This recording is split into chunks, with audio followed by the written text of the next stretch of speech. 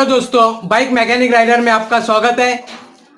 मेरा चैनल शुरू करने के पहले मैं पुणे गया था, वहाँ से सातारा कोल्हापुर गया था, तो बीच में जो खंडाला घाट आ जाता है उसका मैंने वीडियो शूट किया था, उसको मैं आज शूट कर रहा हूँ।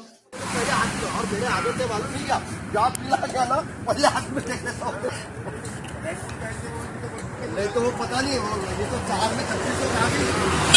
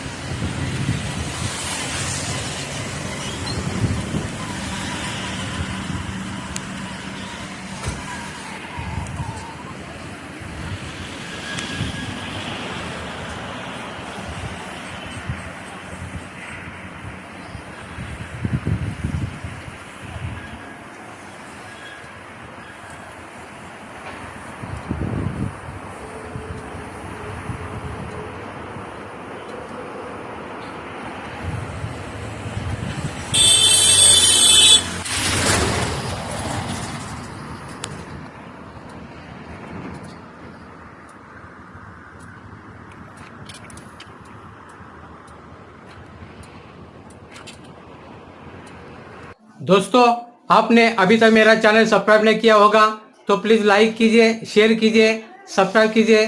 बाजू में जो बेल आइकॉन आ जाएगा उसे भी क्लिक कीजिए ताकि आपके मोबाइल के ऊपर नोटिफिकेशन आ जाएगा, आपको अलग अलग प्रकार के वीडियोस देखने मिलेंगे।